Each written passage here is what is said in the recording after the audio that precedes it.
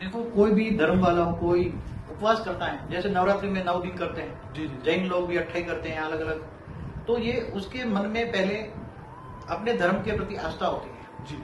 और उसके मन के ये होता है कि मुझे मन पवित्र होगा, ये भावना से करते हैं। ठीक है।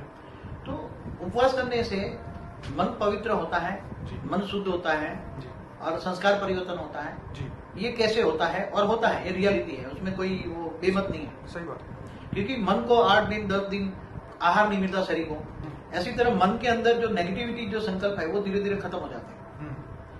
आप किसी धार्मिक वृत्ति के लिए, जैसे नवरात्रि में 9 दिन कोई माता जी के उपवास करते हैं, जी, जी। या जैन मुनि अपने कोई मन की भावना लेकर करते हैं, जी। अपने इष्ट देव के श्रद्धा से करते हैं। जी, जी, जी। तो एक तो जो तुम्हारा खाना नहीं खाने से तुम्हारे तन का प्रभाव क्या पड़ता है, तन पर, जी। तुम्हारा शरीर पर, जी।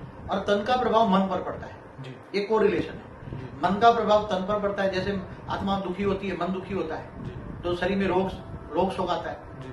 तो ऐसी तरह जब आत्मा भूखी रहकर जी। श्रद्धा के अपने इष्ट देव के याद करके, जी।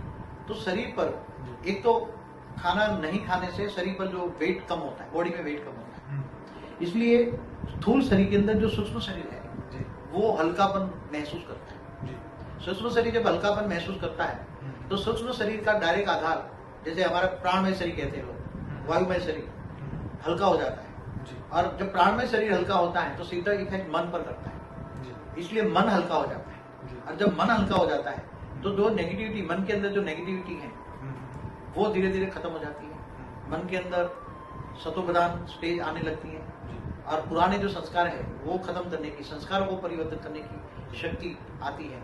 एक तरह ये है कि खाना पीना मतलब कंट्रोल करना, तो खाने पीने से कंट्रोल करते हैं। तो जैसे मन बेलगाम घोड़ा है, क्या है जी। मन बेलगाम घोड़ा है, तो मन को कंट्रोल करने के लिए ये जो तन को कंट्रोल करना जरूरी है। तन को कंट्रोल करना है तो खाना पीना कम करने से और श्रद्धा भाव रखने से मन कंट्रोल होता है और मन सतोप्रधान होता है। ये बेमत है, अच्छा है, पॉजिटिव है, करना चाहिए। ओके। सूक्ष्म शरीर में कोई रोग हो, यदि सूक्ष्म शरीर हल्का हो गया तो सूक्ष्म शरीरों में जो रोग शोक होते हैं वो कम हो जाते हैं। और बाबू जी, इसके दौरान जो है, जैसे लोग शनिवार का उपवास रखते हैं, सोमवार का उपवास रखते हैं, तो कोई इष्ट को वो याद करते हैं। हाँ, तो ये भावना से इष्ट करते को हैं। याद करके ही करना चाहिए या वैसे ही? नहीं, इष्ट देव के साथ करे तो डबल इफेक्ट होती है, मगर इष्ट देव को याद करके जब करते हैं तो मन का प्रभाव अच्छा हो जाता है। इसलिए इष्ट देव के साथ